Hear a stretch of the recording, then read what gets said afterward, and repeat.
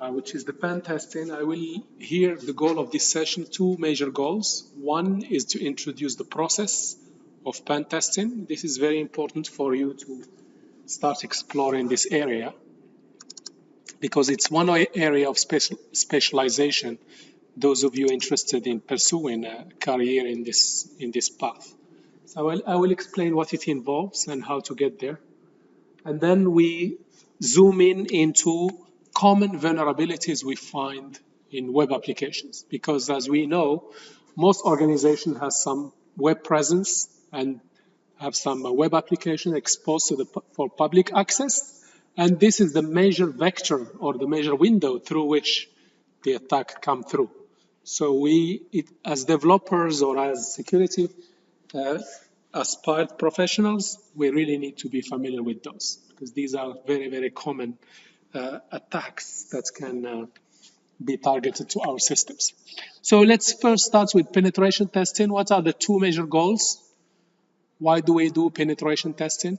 Finding vulnerabilities. Thank you very much, yes. Assessing the system. Very, very good. Assessing the effectiveness of the control mechanisms, the security mechanisms we have invested in. We need to make sure they are working and they are protecting us. So same thing, even people do it for fire extinguishers and fire alarms. So they simulate, so it's a simulated attack. They simulate a scenario of a fire and make sure the evacuation plan works, fire extinguishers works, alarms work. So similar kind of exercise we do here. We don't wait until we get attacked. We simulate attacks against our system to find out what are the vulnerabilities we have, and we can fix them before attackers take advantage of them.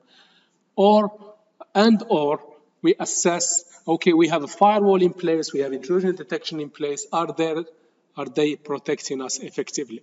That's basically what are the goals of the penetration testing. Now, to do penetration testing, you need to follow a process. There are well-defined processes, many types of penetration testing processes. I just selected the simplest one. This is from CompTIA pen testing methodology. By the way, they provide an examination like certification on pen testing, a new examination. There is also ethical hacker examination. Those of you who want to do certification in this area, you can do so. And by the way, in here, there are even companies out there. You can basically try to attack them. And if you find some vulnerabilities, you can report such vulnerabilities and get some, they call it bug bounties. You get some financial reward for this. And there are even crowdsourced pen testers. It's a nice area where you can learn how to do pen testing in the real world. Crowdsourced means there are, instead of hiring a pen tester, companies can put it to the public through some websites. One of them called Bug Bounty. This is a company, for example, like you can register with them. And if there is a penetration testing exercise, so companies come to them, we want to do pen testing, testers register, and then they do kind of matchmaking between those who want to be penetrated, do penetration testing, and those who are looking for opportunities to do so. So once you get some initial experience, you can just register with them, and if there is opportunity, they can give you opportunity to do so. And maybe I'm just guessing. You might be paid based on what you discover. Maybe.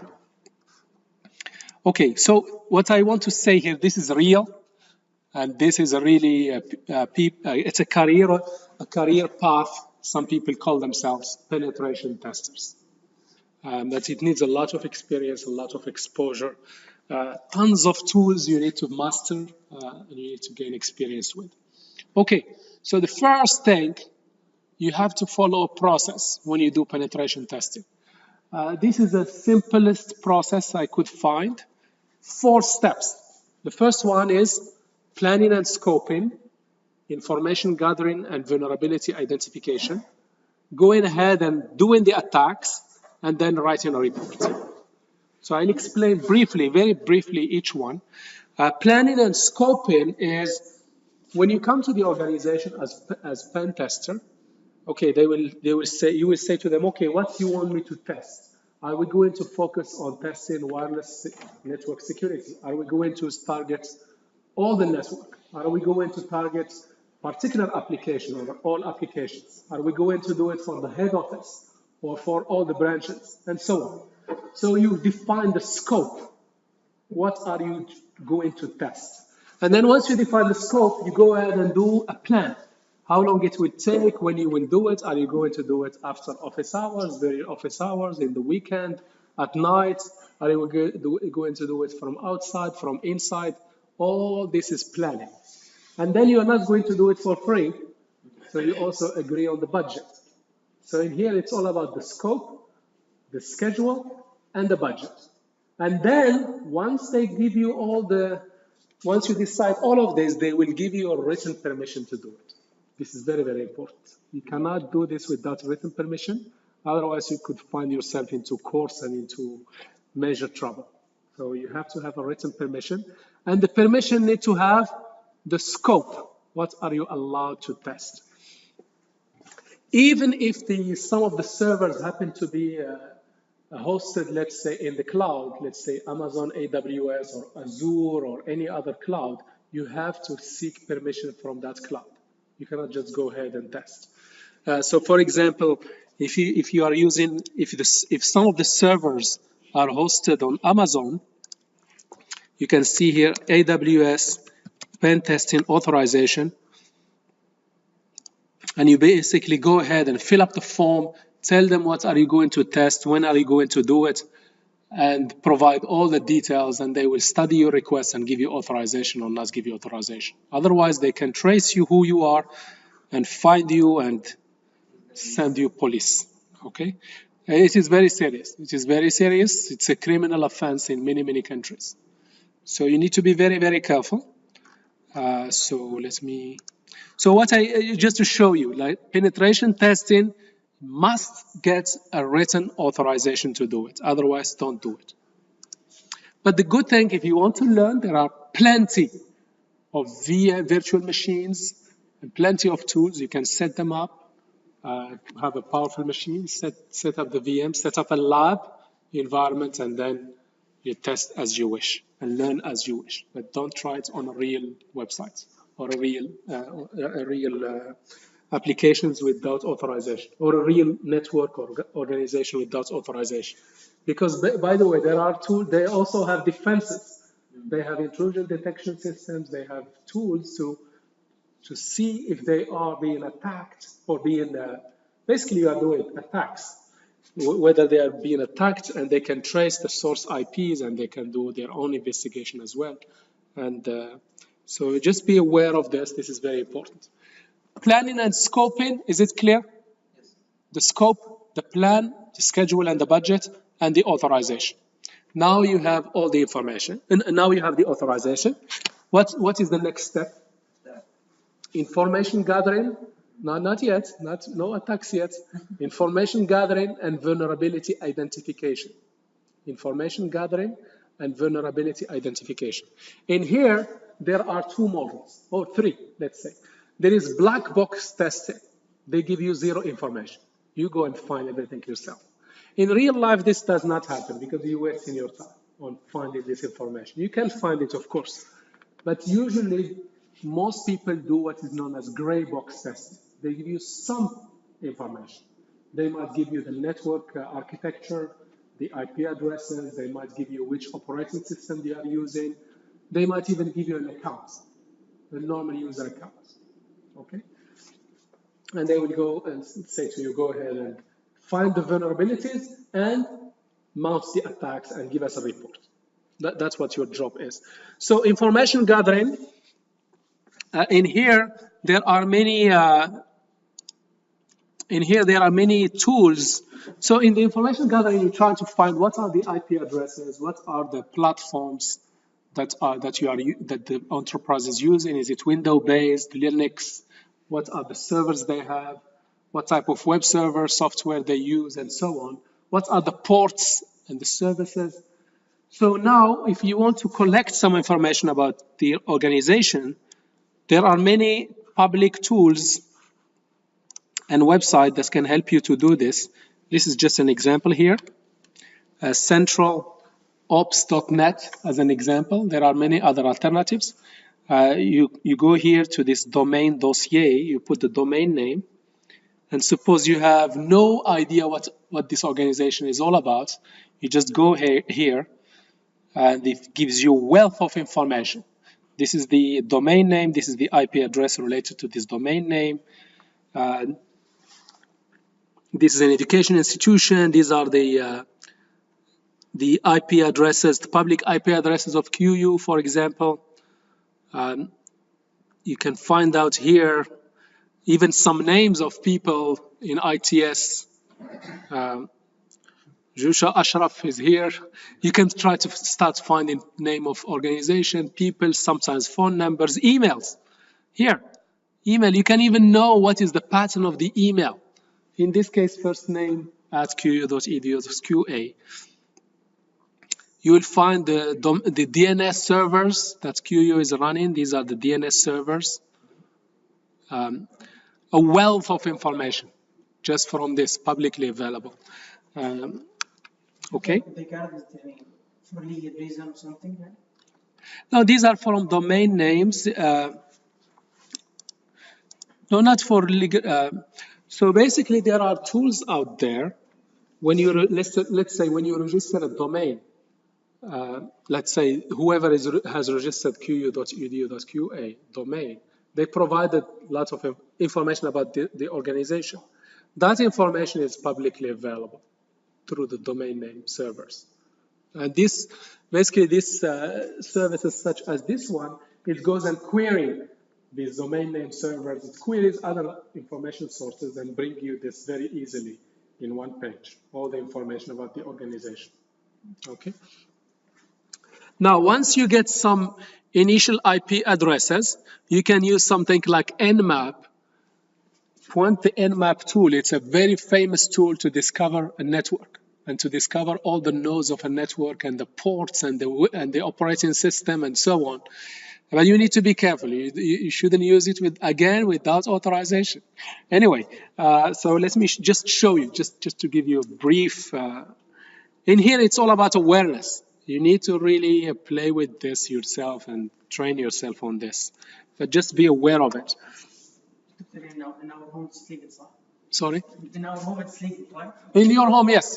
In your home, of course, it's legal. And plus, for the learning purposes, you just, as I said, you download VMs and you can play with them.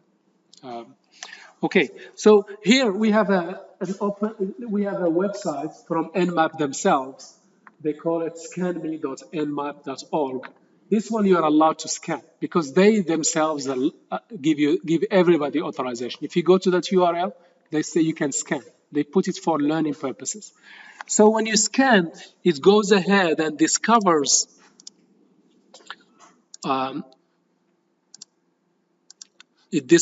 let's say, all the ports that are open.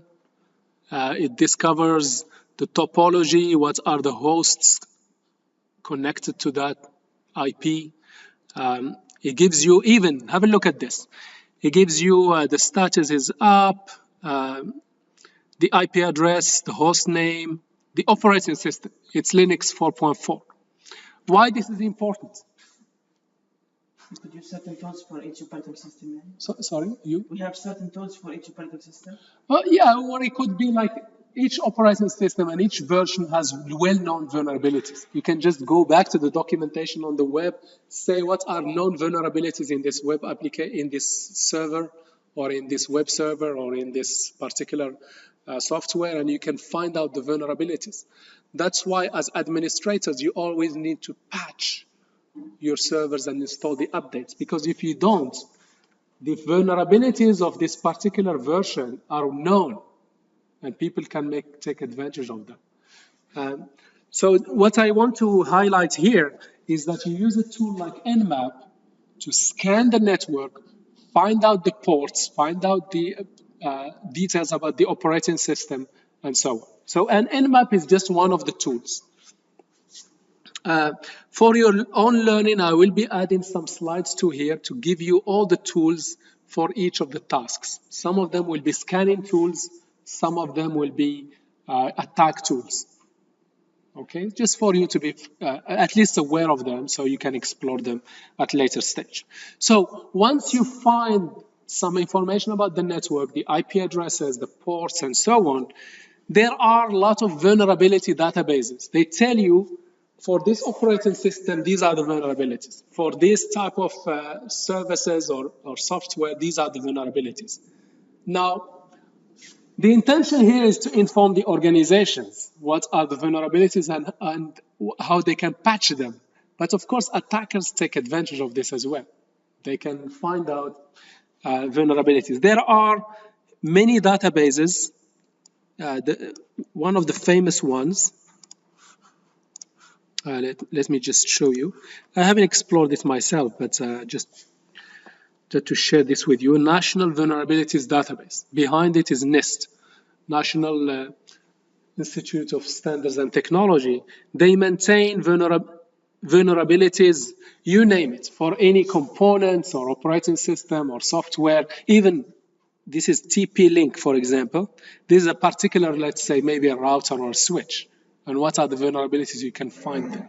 So this is a comprehensive, huge database of vulnerabilities that exist in a particular operating system or a particular network device or servers. There are other ones, for example, this one, CVE details. So let me just show you here. So based on the scanning, you find some details about the network and the systems. You can find out what vulnerabilities exist in such systems and in such operating systems. And in here again, lots of details about vulnerabilities. You can type in the product name or vulnerability type, and it gives you a wealth of information about such vulnerabilities. So that is the second step. You gather information about the network, about the organization, about the operating system, about the open ports, and so on. And then you go ahead and try to find what are the vulnerabilities that exist in such systems. So once you gather all this information, it is now time to actually do the attacks. You do the attacks to try to exploit the identified vulnerability. So you find, for example, they are using operating system unit, let's say Windows 2002, and these are the possible vulnerabilities. You go ahead and try to attack them. And here again, so many tools. One of the most common one of the most widely used one is Metasploit. It has so many attack tools that you might use to, so here, Metasploit penetration testing software. Maybe it's blocked by our QU. So Metasploit software. And it is also, I guess, for any Kali Linux. This one also has all the tools under the sun when it comes to security, either scanning or enumeration, as well as attack tools. All of them. Sorry? One of the penetration testing is almost mandatory to get Kali Linux. Yes. This tool is like used. It has basically it bundles lots of other tools under one VM, and you just download the VM, and you have all the tools that you have. Yes, please. Yeah, all of our penetration testing is knowing how to use the tool and the vulnerability type. And experience. You have to have a lot of experience because then so the documentation would be like page, 1,000 pages. You start somewhere. You start somewhere. Of course, first you need to understand the process. You need to understand, like what I've just described, and of course going into the details. And you need to really do it. This is a practice-driven. This is a hands-on field. You cannot just learn by listening to me like I'm talking like this. You really need to do things. And luckily now, we basically have these already, have these tools. No, but penetration testing is much more than this, because you might need to run scripts, write scripts. You might even craft a small worm or attack scenario. So of course this is the start, but you have to craft it and customize it to the target application or the target penetration testing exercise you are engaged in. What is the goal? What they are trying to achieve? Of course, these are generic ones. You have to sometimes customize them. Maybe you need to. Most of them are you can bundle them into scripts and write scripts. So you need to really.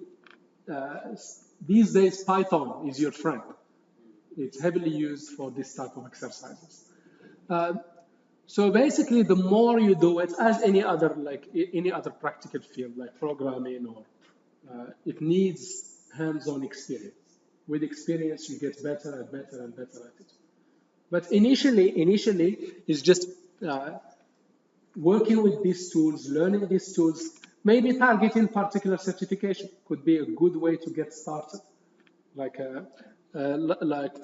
CompTIA Plus, Pen Tester, or Ethical Hacker certification, or some kind of certification, and you go through all the training. There are online courses and books and tools. And once you are ready, you go for the certification. And then you go and maybe get some experience with this bug bounties, the one online, like as a freelancer kind of. They give you the opportunity to try your skills and to build your skills. And then you start taking other engagements with a company or on your own and so on. That's how you can get started. But definitely it's not just tools. It's more than that. Yeah. It's about process, because each organization has its own way, its own architecture. Even the goal of the penetration testing could be different. Maybe they want to ensure compliance to some standard. Maybe they have a new application. They want to just target that application. So the goal of the penetration testing could be different from one engagement to another. So it's a huge field. Okay, it's clear so far the information gathering, vulnerability identification, and then you go ahead and go ahead with the attacks. Now, once you do the attacks, you basically write a report. In the report, you highlight what are the vulnerabilities that you have identified and they exist, and first of all, what is your methodology? What was your methodology that you have used to do the penetration testing? What vulnerability did you find? And you need to prioritize them. This is very, very critical. You say, here are the critical ones. This is high importance ones. There are low vulnerability, low risk. And the way you do that is say, okay, what is the likelihood? Remember, we had this discussion before. The criticality based on two things. What is the likelihood of the vulnerability being exploited, and what will be the consequences? If the consequence is high and it's likely to be exploited, then this is critical. They need to fix it. And then you give them recommendations. So you need to be familiar with countermeasures. Now, recommendations, remember, recommendation evolves through three things: technology, process, and people. Technology, process, and people. Technology, maybe they need to add a firewall, maybe they need to purchase certain security software. Process, maybe they need to have much stronger process. Let's say when they fire somebody, they have to have a strong process to disable their accounts, get a security guy to take that guy outside. This is a process.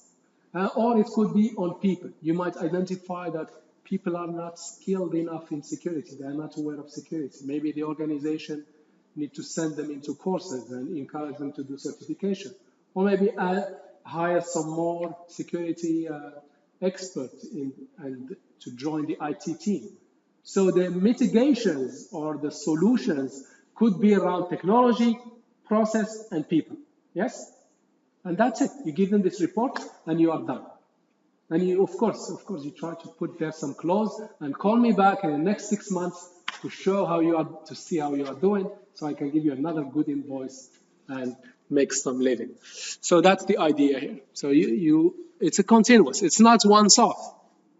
You tell them, hey, this was identified, but I'm coming back and hopefully I will see a better job next time.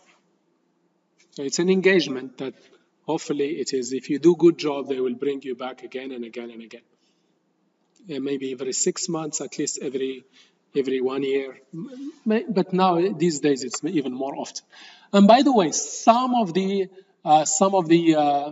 organizations, like organizations taking payments and using credit cards, sometimes they are obliged by law to have penetration testing every, let's say, 6 months or 3 months. So sometimes it's done for compliance with some rules and regulations. Is the process kind of, at least you get an idea what it is? Yes? Okay, very good. I will add some more details to this slide just to, as I promised you, just to make you aware of some of the tools and some of the where to get started if you want to dig deeper into this. Yeah? Okay, so let's move forward and now switch the focus to one family of penetration testing, which is penetration testing to do with web applications. Why the focus on web applications? Most of the companies they use web to interact with their users. Yes, every company. There is no exception. Every company has some kind of web presence, some kind of web, sometimes multiple web applications. And that's the window. If somebody is in Russia or India or US or they want to attack some organization, they will take the plane and come here and try to go inside the organization. They will do it through the web and go like the first entry point could be the website of the organization. Okay, that's why luckily we have this open source project. It's called Open Web Application Security Project, or OWASP. And what these guys do, they do excellent job. Every 3-4 years, they do some questionnaires, they talk to developers and security personnel and try to find out what are the top 10 vulnerabilities that are typically found on web applications. Now, of course, this top 10 is not the only list. There is a huge list of possible attacks, but these are very, very common. In fact, this is more targeted to web developers than the security professionals. Now, web developers, they need to be at least aware of this top 10 and be aware of them so they don't fall into them. So what I'll be doing now, I'll just go through the most important among them very quickly and introduce them to you. Maybe some of you are already familiar with them. Okay, so this list has been updated in 2017. The previous version was 2013, and these are the top 10 vulnerabilities we commonly find in web applications. So the first one, it has been there since this list has been issued, and it's still there. It's the top one, which is injection. So what is the idea here? Is to override, like over-inject the database, for example, like SQL injection, until the system collapses. No, could be. Sometimes not collapsing. Sometimes you might log in without knowing the password, you can log in, for example. Or you can, so basically the injection is whenever on the server side, you have an interpreter. What is an interpreter? It's some kind of component, software component, that takes a string as an input and executes it. Yes? Can somebody give me an example of interpreters that you came across? An SQL server can be considered as an interpreter. How does SQL server work if you want to interact with it? You submit to it an SQL query. What is this SQL query? It is a string. What the engine will do, will convert that string to a program internally and run it. Okay. Let me give you another one, very simple one, of what I mean here by an interpreter. Here is the JavaScript interpreter, which is Node, and here I have a function in JavaScript called eval. This is an evil function. You should not use it. But this is an example of an interpreter. Have a look at this. So I do in here, I'll say 4 times 4. What is this 4 times 4? It's a string. Yes? So I'm taking a string and asking this interpreter to evaluate it. It's a code that I'm asking it to evaluate. Here, it gives me 16. I can even maybe declare a variable, a equal 10. I just try. I'm not sure how it will behave. 10. You see here, I declare the variable and then kind of output it. So this is the whole JavaScript now behind one function. So what happens here, if you happen to use this function, and now you take some input from users, and then you take that input and pass it somehow with some other code to this function, okay? It will execute it. And that code could be malicious. It could be asking you to read some files or asking you to kill some process, okay? So you might have some baby developer in your team, and if they want to convert from a string to a number, instead of using the right tool, they use eval. For example, here, look at this, eval. If I do eval 10, what this will do? Will convert it to an integer. But the poor developer, they don't know that this is evil. This is not the right way to do it. Maybe they could have used, let me see if I can remember, parse int, maybe. I'm starting to forget the syntax. Yeah, this is the right way to do it. Parse int. Don't use eval. Yes? Why not use eval? Because if you put a string, it will execute it. Yes, if you put some string, it will be executed. So now let me show you this. Have a look at this. So what I have here, I have a server running. So let me just run it.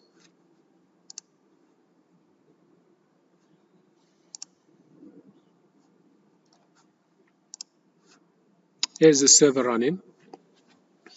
Okay, looks very nice website and so on. And by the way, there are many applications out there built with vulnerabilities for our own learning. Now, if you want to get all these applications, there is something called, let's say, OWASP vulnerability applications. Okay, they have a project called OWASP Vulnerable Web Application Directory Project. Or here, OWASP Broken Web Applications Project. This is a VM, like maybe 3 gigabytes VM. You download it, you open it in a VirtualBox or in VMware, and basically you have maybe at least a dozen applications with some tutorials and so on to learn this hands-on. You cannot learn this just by listening to something like what I'm talking to you now. I'm just making you aware. But for you to learn these things, what you need to do, you need to have hands-on experience with this. Okay? But you don't need to start from scratch. Tons of resources on the web about this. You just need to know where to start and how to get started. Okay, so back to my application. So one of these vulnerable applications that we can use on the web, it's called NodeGoat. And basically, I can log in here. You see here, it looks very nice website, very fancy, but full of vulnerabilities. Okay, so let me show you one. Here is the, yes, you see here is the contributions. Now here, this is very naive. You see here, there are text box. I'm expected to write the number. Let's say I'm supposed to write, let's say 10%. For example. But the poor developer, what they are doing, because this is when I submit this number that I put will be a string. So they want to convert it to a number. So instead of using, let's say, something like parse int, what they used? Eval. Now the attacker, what they will do here, they will come here and put some malicious code. For example, this one. This one is a malicious code. Let me show it to you. This is a denial, very simple denial of service attack that we can quickly do. Here it is, eval. what was the process.kill, process.id. Yes, process.kill,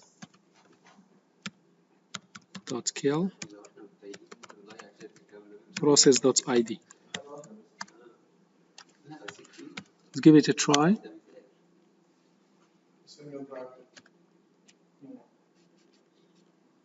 What was PID?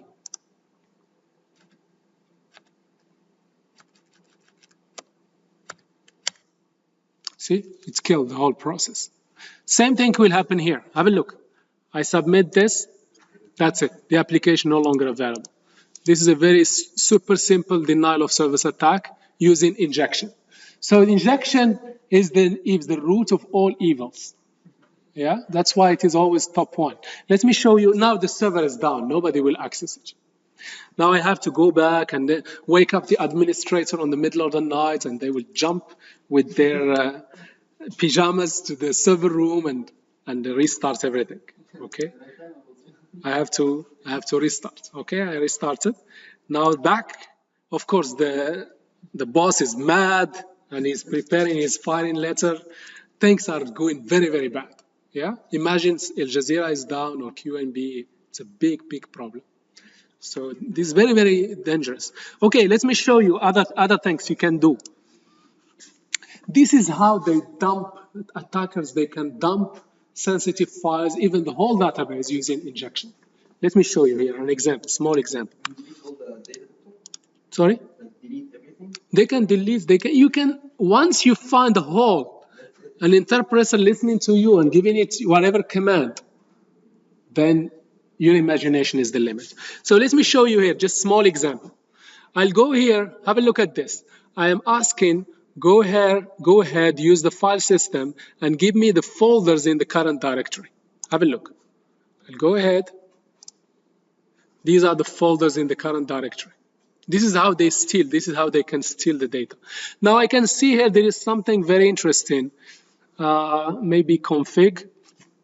By the way, this is not overnight. I mean, they can stay there 1 day, 1 week, 1 month, 1 year, when they just exploring until they put their hand on something valuable.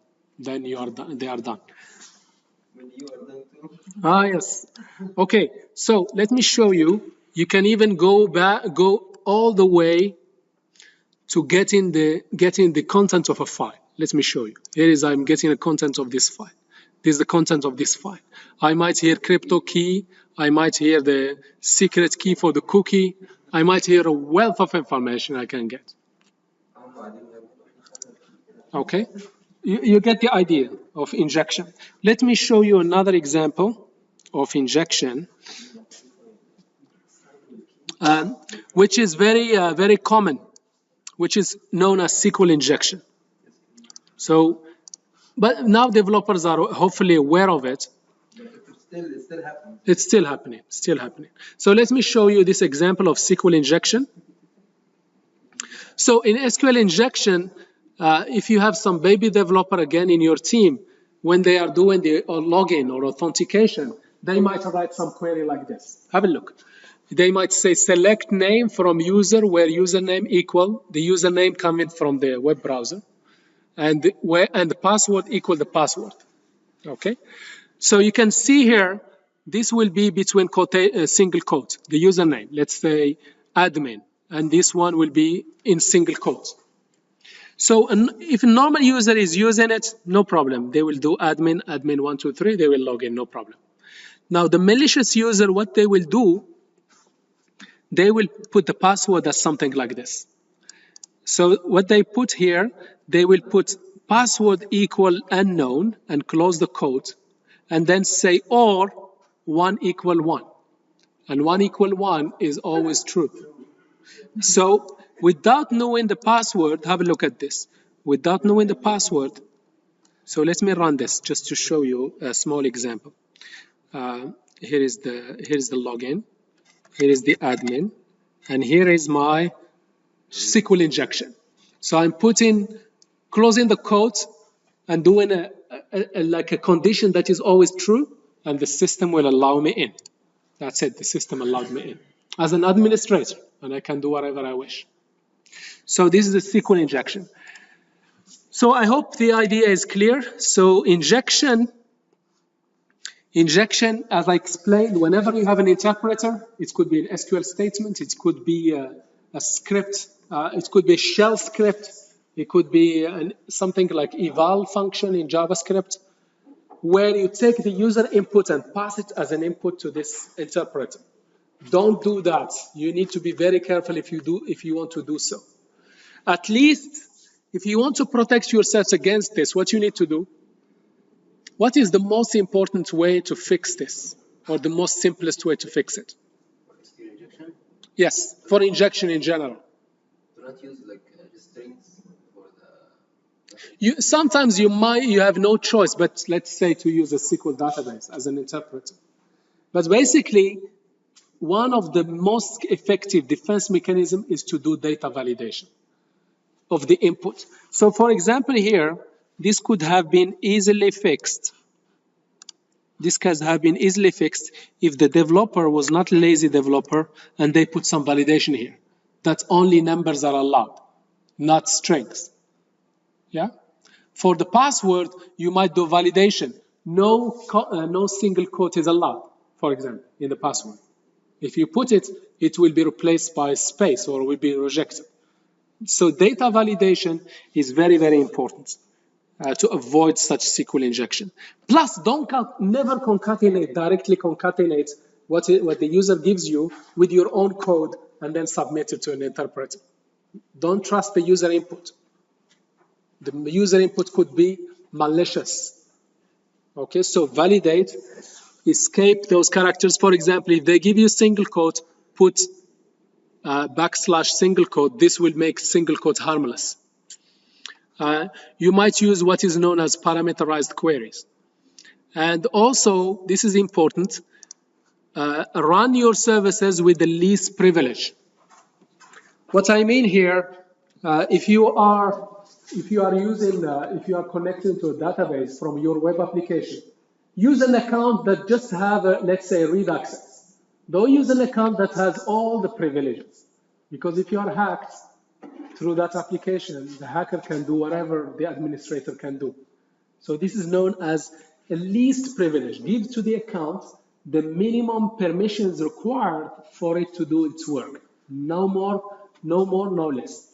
So there will be a user server for admins.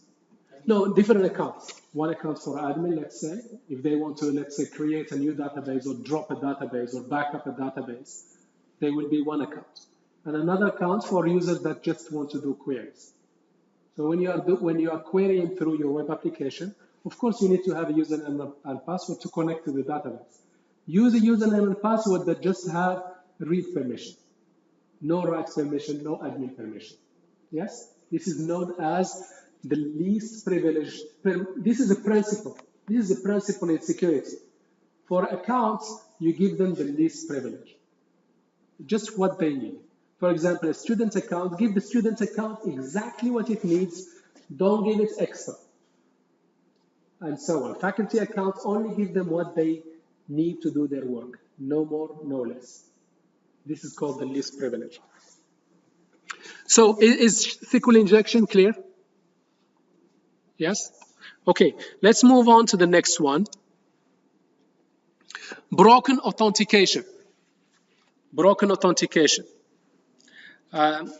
Broken authentication is, for example, you are using a login page with plain text, username and password just sent through plain text. This is an authentication vulnerability. You should use it, for example, HTTPS whenever you are doing a login or you are doing a registration. You might not be using HTTPS and you are sending the session ID. Remember we had the hijacking, we discussed hijacking before, where you have session ID, somebody can steal your session ID and they can use it in another browser to take over your session. Or they can even steal your JW token. Remember the JW token we use for single sign-on? That could be stolen and your session could be hijacked. Okay. Or maybe you have a session and this session never expires, which means this session ID has a long life, and you're giving more chance to the attacker, even if they steal that session, they can use it for a long time. All of these, basically, you are not following best practices when it comes to authentication. Or maybe even worse, you might be storing password in plain text in your database. You're not hashing them and salting them. Do you remember salting and hashing when storing database, when storing passwords? All of these, you might have a broken authentication. Yes, you following? Or you might be, your people can log into your system many times and you don't lock their account. That's another broken authentication. They can do brute force. At least do it only 3 times and then lock their account. Yeah? That is the idea of broken authentication. This is a very common vulnerability, and it is number 2 in the list. So how do you avoid this broken authentication? By following authentication best practices. Follow authentication best practices. Like, for example, for login page, it should be served through HTTPS, not HTTP. For example, We encrypt the password when we get it from the user. yes, when we store password, we store them encrypted. We might consider what? The 2-factor authentication. We might do 2-factor authentication to make our authentication much stronger. So there are solutions to this, so you need to be aware of this. So this is how OWASP helps us. So OWASP project highlights the vulnerability, give you some scenarios of this vulnerability, and suggest for you some mechanisms to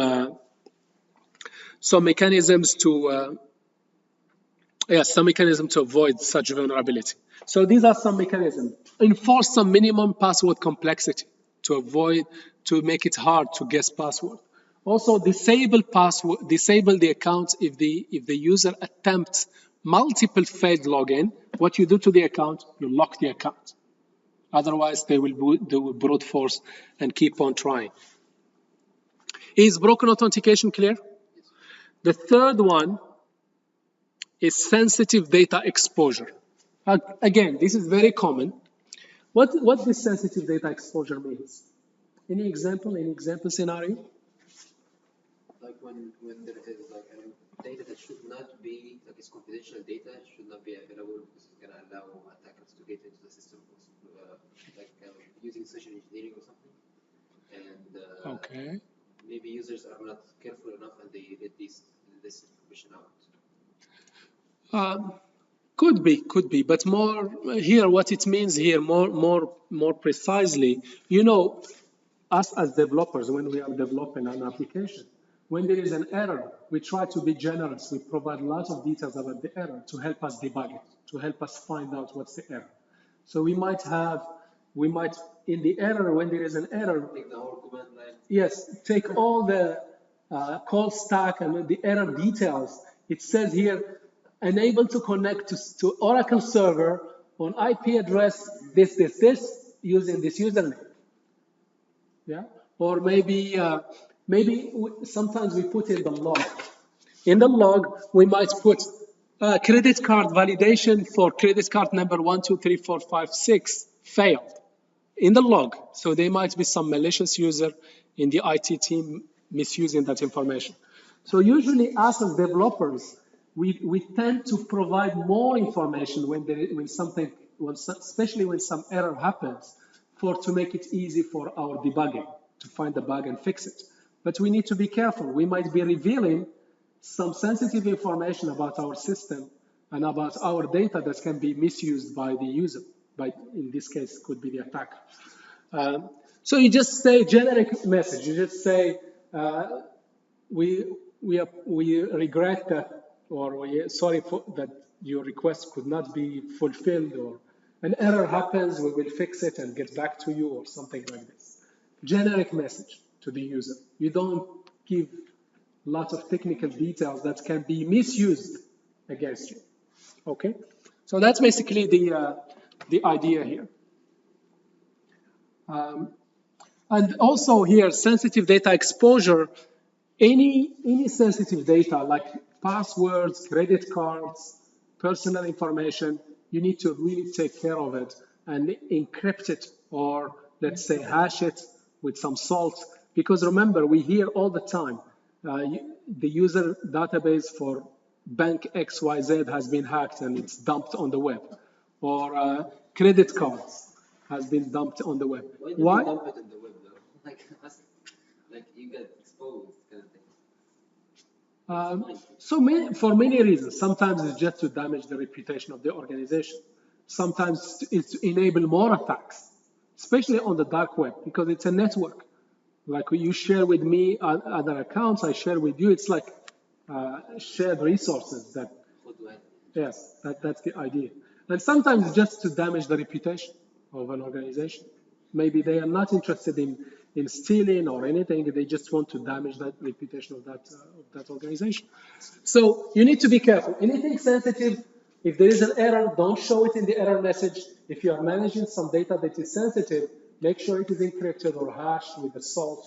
And make sure, for example, your keys are stored securely and the attackers cannot get to it.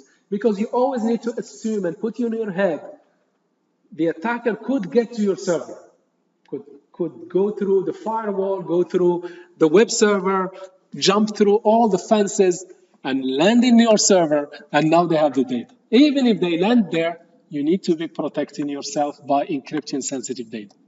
Is this clear? That's what it means by sensitive data exposure. Now, XML External Entities, this is, although it is top 4, but it's not very, as far as modern web development, this is not very common. Not many people are using XML. But for legacy systems, the systems that are old systems, they might be still using XML. And basically the idea here, in XML, there is something called XML parser. It takes an XML file and transform it, let's say, to an HTML document. It takes an XML document, parse it, maybe to read or extract data from it. This XML document could have some code inside it, and the parser will execute this code. So let me give you a small example here. This is an example of an XML document. And what this XML document is trying to do, it's defining that I have an element called foo, and this element will be, I'm asking the parser to go ahead and read this file. So what I mean here, when the parser takes this XML document and interprets it, it will read the content of this file and return it to the requester. This file could be sensitive file. It could have password file or configuration file, and then basically the requester might be abusing this parser. You can think of it as you're taking an XML document and you are putting in there requests for requesting the parser to read some files and get the content of the file and return them to the caller. Anyway, this is not very common in practice, but in legacy enterprise systems, you might find it, but you might not appreciate this too much, because lately not too much usage of XML. We use more and more JSON, and JSON we don't have parsers that have this vulnerability. They won't read a command. Sorry? Now they don't use the parser anymore. No, they use, like for legacy systems, they still use heavily XML as a data format. And XML parsers are vulnerable to this attack. But the good news also, lots of parsers have been patched to avoid such vulnerability. But just be aware of it. This is not very critical, although it is top 4, but I don't see it as critical as other ones. Okay, broken access control. Broken access control. This is again very, very common. So for example, imagine this is a shopping cart 413246. You see this in the URL. You might try to change this ID to another number, hoping you get shopping cart of another person. Or maybe, let's say this is transcript on banner. Transcript, you're seeing the transcript and you're seeing the parameter ID, your student's ID. You might try to put another student's ID and see their transcript. This is very common. It's called insecure direct object reference. You give the user a URL and hoping that they are not curious, they will not try other parameters, and you are not validating. Here, the developer needs to validate each request and make sure the requester has the authority and has the permission to access the object they are requesting. For example, transcript of students, only the students, they can only see their transcript. If they try to access another person's transcript, what the system should say? Access denied. Yeah, but very common, lazy developers, they overlook this. They don't do validation for every request and making sure the user have access to only what they are allowed to see. So this is called broken authentication. And how you avoid this? Validation. Validate. Like basically validating what the user have access, especially, for example, I only have access to my courses. If I try to access other courses, let's say in Blackboard or in Banner, system should deny access. Okay, so it's not only saying, oh, you have access to, let's say, to view transcript, but you only have access to view your transcript, not other people's transcript. So the system should enforce this. But lazy developers, many times, they just enforce you have access to, let's say, transcript. But it should go to the next step to validate you have access to only yours. But very common, people don't do this. Same thing for URLs. You know, we have a dilemma here. Like as developers, we want to make our URLs as meaningful as we can. But of course, the users, don't assume the users will not go and try other URLs. They will try. For example, here, I have here, let's say, sites.com / maybe I'll have /user. And the user will try /admin, will try /manager, will try they will try other URLs. So what I want to say here, this is very, very common. This problem is known as security through obscurity. Now, developers, in their mind, they think if the user cannot see the URL, it's not one of the URLs that they can click, we are secure. If they cannot see it, we are secure. This security by obscurity does not work at all because, first of all, they can't guess it. Second, there are tools out there to scan the whole website and find all the URLs. Yeah? So don't assume if the user cannot see the URL, that URL is secure. It's never secure. Never rely on security through obscurity, which means if they cannot see it in the page and it's not clickable, it is secure. That's not the case. Every time the user changes the URL, validate the authorization, whether they are authorized to go there or not authorized to go there. So don't rely on security by obscurity. Okay, move on here. Security misconfiguration. Security misconfiguration, very, very common. You buy a switch or you buy an access point. What you do, you plug it and you start using it. No configuration at all. No configuration. Default password, default username and password. That is security misconfiguration. Many of us do that. Just buy it, plug it, and go on. So you can go to the web and say, this is the model number, this is the brand number, give me the default password, default username and password. It gives it to you. Or maybe when you install a database, there is a default username and password. When you install a server, for example. So don't rely on the default behave and default username and passwords, although more and more servers these days, they force you when you install them to set up your own. But there are servers that just come with the default behavior. So these are examples of defaults. These are the examples of security misconfiguration is when you keep default configurations of servers, network equipment, and so on. Okay. Also, security misconfiguration, you install, let's say, operating system, and you keep all the services and all the components, even if you don't need them, you install them. This is opening for you unnecessary attack vectors. Any services, any packages that you are not using, you should disable them or uninstall them. Otherwise, you are opening yourself to unwanted attacks. You get the idea. So, and this is quite easy to do. There are tools out there. I'll be adding them to the other slides. There are tools to scan servers, to scan networks, to find misconfiguration. It will report them to you, and you go ahead and fix them. Then maybe it will report to you some ports nobody is using. It's still open. Go ahead and close it or disable it. Some default passwords. There are scanners out there to highlight for you the misconfigurations. But just be aware of this. That's vulnerability number 6, security misconfiguration.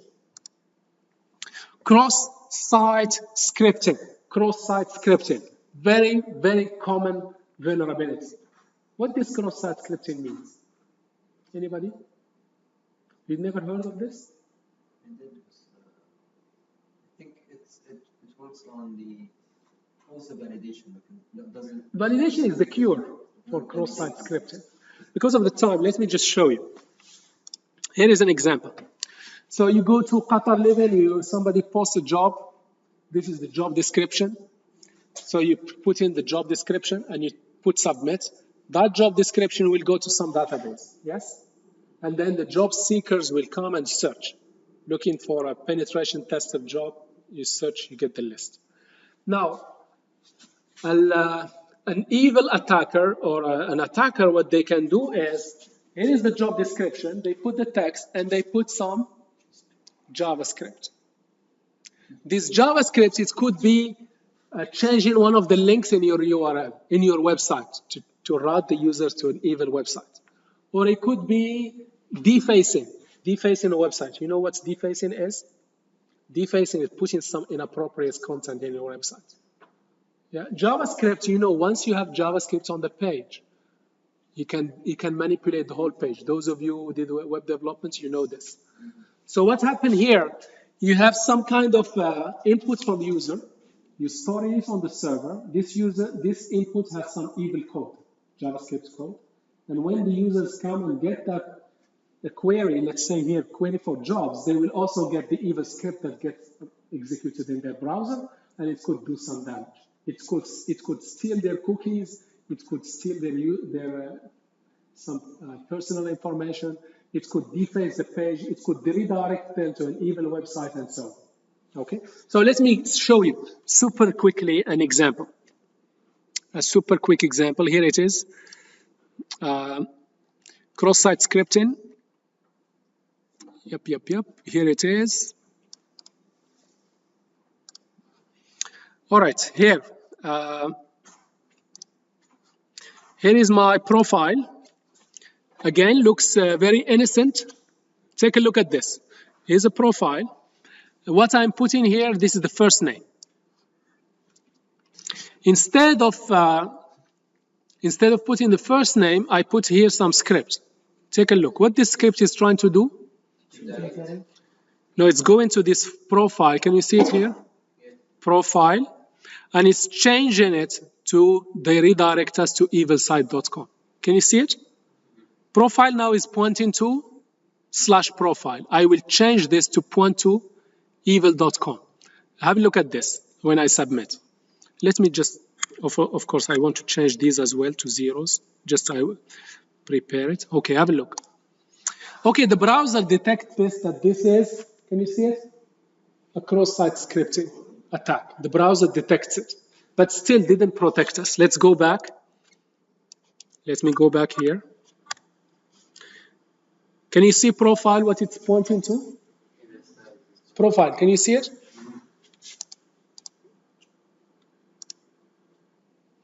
Of course, luckily we have some kind of firewall or some kind of denying access to that. That's another level of protection. But of course, but basically, the cross-site scripting has succeeded, and it has pointed the users, has pointed to the user profile to another website. If you are at home, you will not realize this. Luckily, in QU, we have another level of protection. It's filtering out through a proxy server. It's not allowing going to an evil site. But if you are at home, it will allow you to go there. It's clear, cross-site scripting? It's simple. Let me say it one more time. You accept some input from users, and this input could have some JavaScript code.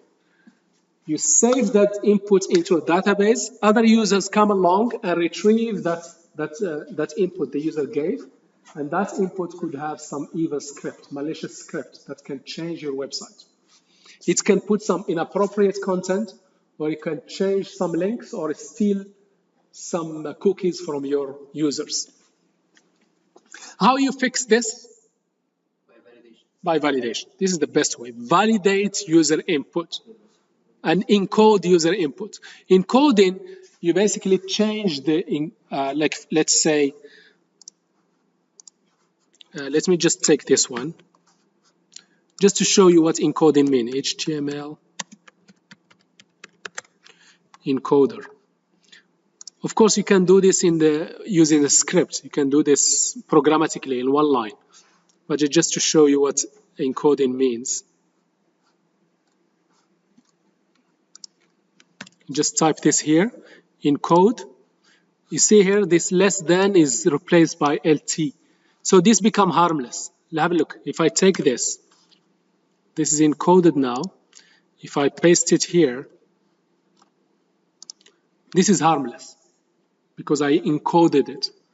Encoding means replacing some special characters, some characters with other characters to make it harmless, to make the script harmless. So I hope this is clear. The other one is insecure deserialization. Insecure deserialization. Okay, this is very, very common. You know serialization, deserialization? Those CS people, serialization, what it means, deserialization? Basic concept. This is very important. Basic concept. Yep. No. Okay. Now, remember, like in programming, we deal with objects that have properties and methods. Now, these objects, when we want to send them through the network to another party, we need to serialize them, convert them to a textual format, maybe to JSON format. So we serialize and deserialize. From a normal text to... Yes, from an object to some transmittable form such as JSON, and then from JSON to, if we want to manipulate them through code, we convert them to an object. So from JSON to object and from object to code, this could be harmful. You see, some of the attributes could be code, could be a code that gets executed. Let me see if I can. Let me see if I can find an example.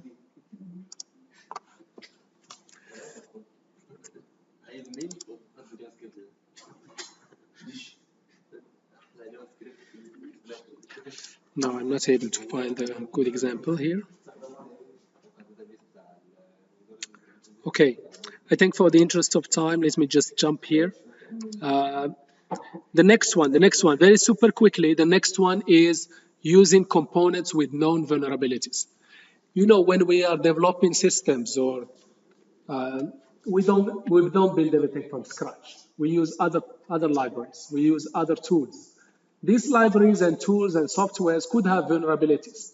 So of course we inherit those vulnerabilities. If we use a library that has vulnerability, our application will inherit those vulnerabilities. So we need to be very careful. We need to choose a component.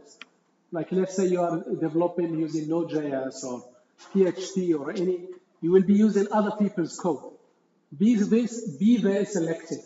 Only choose the components that are trusted, widely used, components that have a team behind it. Whenever there is a bugs or vulnerabilities, they fix them. And make sure you always patch those components. Whenever there is a new version, especially fixing a vulnerability, you should move to the new version. So keep an eye on your component that you are using. Make sure they are always up to date and be selective which one you go for, and do an investigation.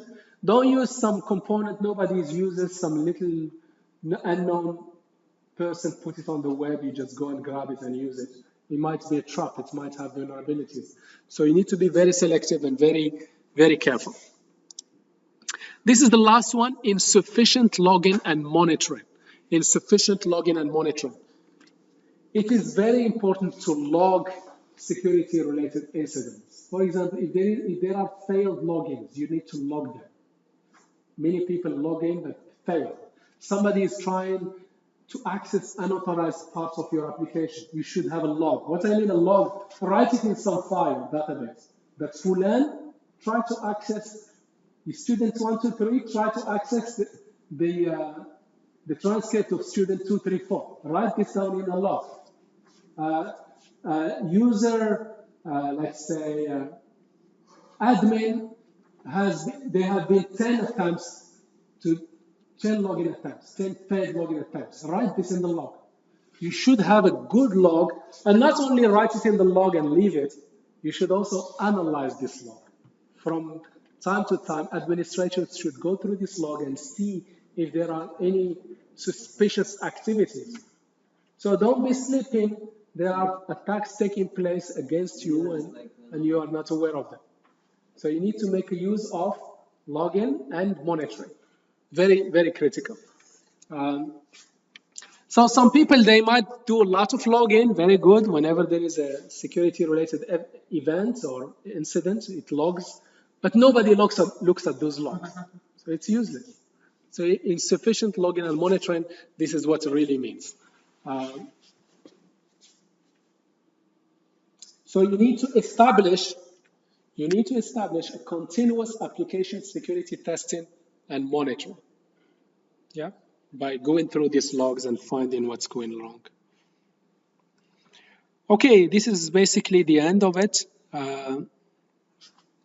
So to summarize, so you really need to, us as developers or security analysts, we need to understand the typical threats and attacks.